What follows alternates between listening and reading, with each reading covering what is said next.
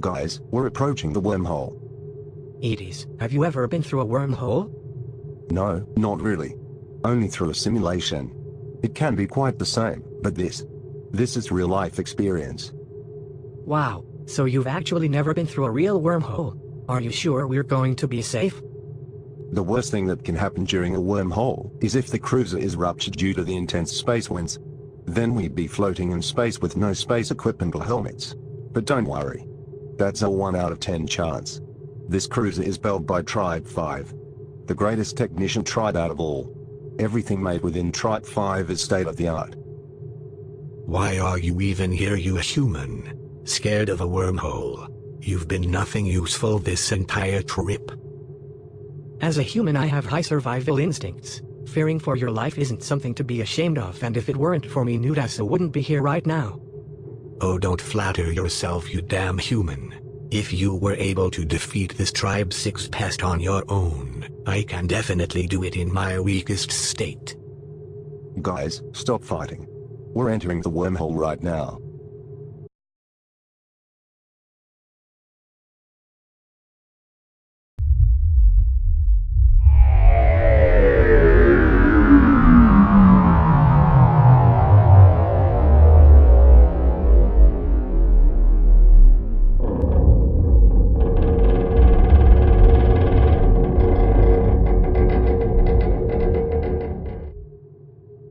Well, that was anticlimactic.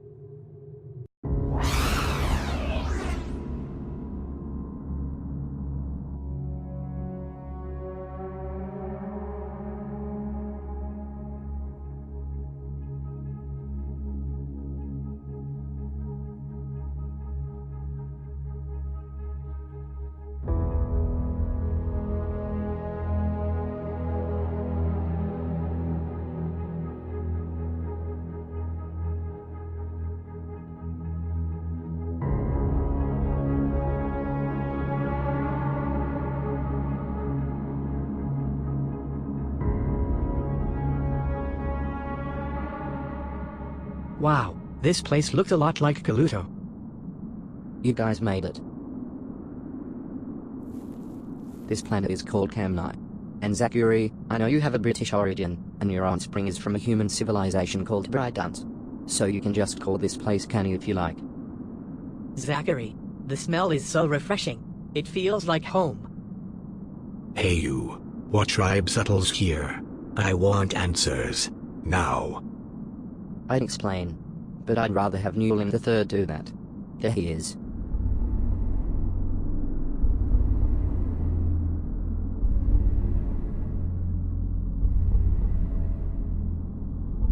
Newland the Third. Almost every Aerian knows of the Newlands. The Newlands have been Maradoms of Tribe 6 for generations. This is a Tribe 6 colony.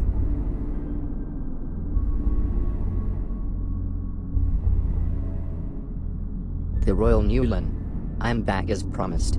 This is Meadow, son of Verdov.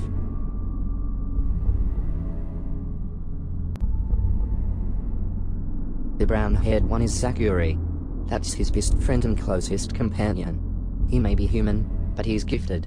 Trained by the universe's strongest human, Inez Nelsu.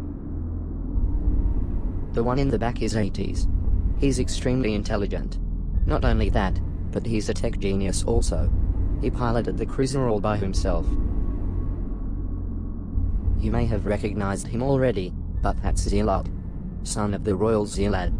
He joins Meadow on this quest. I'd say he's stronger than Meadow. In his base form, of course. And as you have noticed, the one in the far back trying to hide herself, that's Nutlaza. The little girl that ran away from her home 17 years ago. It's nice to finally meet you all. I am Newland III, Maradon of not Tribe 6, but Maradon of Camnuai. Beside me is Azuro, Kosadon of Camnuai. As for Nudasa, we'll deal with her later. There's far more important things to discuss. Follow me, everyone.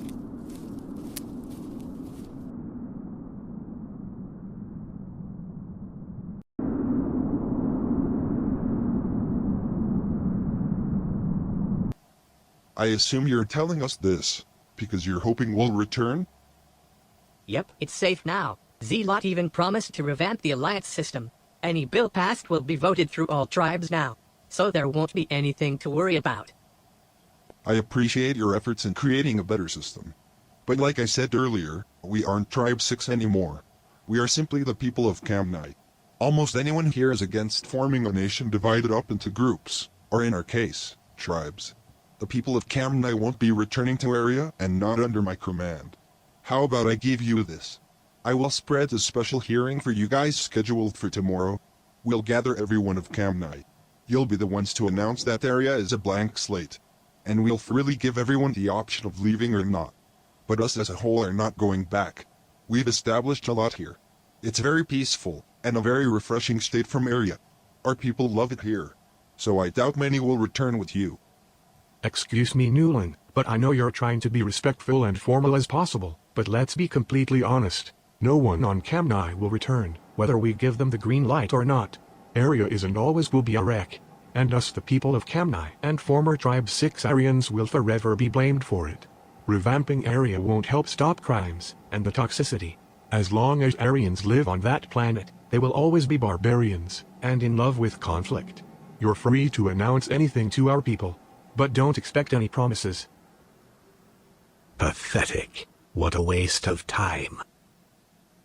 It surely doesn't have to be a waste of time. The people of Camnuai returning to Area isn't up for negotiation. But what we can negotiate is trade. What did you have in mind? All of our landmarks are divided and spread out in specific places. And that's because we need the acres for our resources.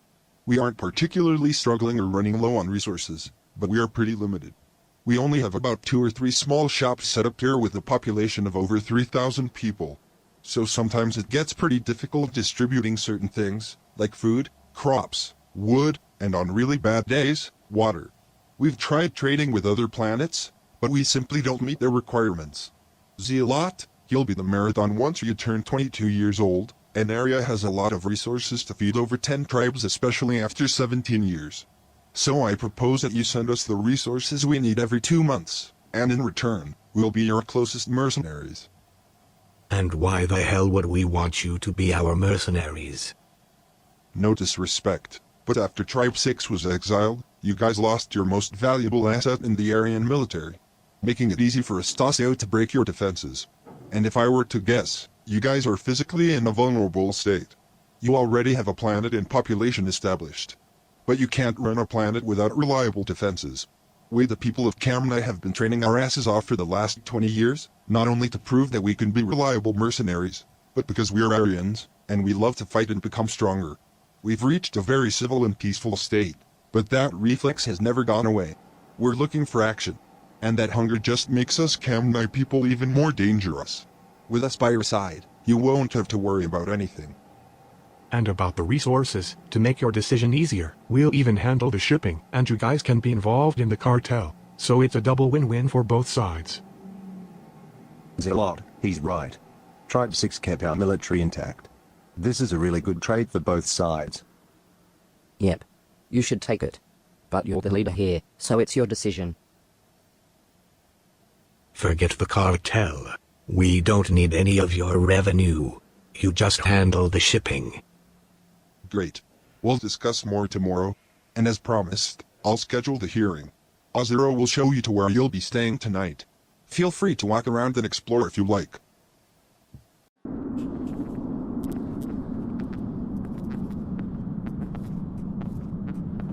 If you guys have any questions, feel free to ask. I'll answer them in the best way I can. Yes, I have one. Why the hell do you look like Xerox? Please do not call him Xerox. His name is Astasio. He was my brother. My younger brother. That's why we look alike. You don't seem to be sad that he's dead. Zealot had the same reaction when one of his friends were killed. You guys are weird. It isn't that I'm not sad. Astasio has been dead to me ever since he left 17 years ago. And even before that, after losing the war, he changed. He became psychotic, blinded with rage. He was no longer my younger brother. He was a pure savage. And after 17 years, it's easy for him to just be another memory. May he rest in peace. But his death was for the better.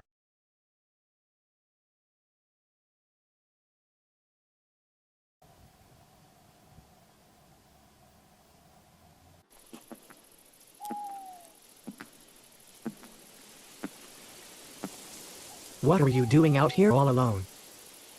Just thinking about what will happen.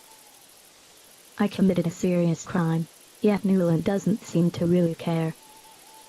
Yeah, I think you're fine. Why do you stick around with us when you can just go back to your family? Family isn't the same for us. We love our relatives, but we don't rely on them. We go our separate ways. Besides, my mother died giving birth to me. My dad died in the war, and I haven't seen my grandma in 17 years. Nothing really interesting about my family. Humans seem to value family a lot. So tell me about yours. Well, my family is Daniel, and my teacher Master Nelsu. Daniel is my best friend, but also, he's my brother. We've known each other since the day Nelsu took me in. Master Nelsu is basically my father. We aren't related, but he's my guardian and has taken care of me ever since I was 4. What about your real parents? Are they not in your life? Not in the slightest bit. I'm just a donation. My parents are aware that I'm alive. You see, my parents are from a British civilization called Brightons. That's where Flight Kaluto was built. It's basically a huge space ark. They're used to travel a good population to a colony. Before a space ark takes off, the facility takes embryo donations to ensure the future of the colony. They freeze them while they travel through space. And at the right time, they unfreeze them to continue the development process. 30 embryos were donated to Flight Kaluto, and I was one of them. I still think it's crazy that I wasn't born on an actual planet. Flight Kaluto was where I was born, and I'm proud. You know, you're different from any publicized human. Hey Murdo. Would you like to be called Murdo or Daniel? You can call me Daniel. Murdo sounds weird and unfamiliar.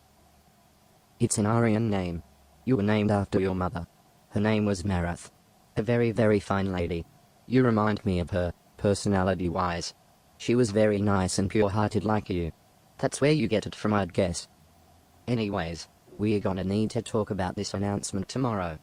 Before you announce to the people that area is safe to return, I'm gonna need you to be sincere and sensitive with these people.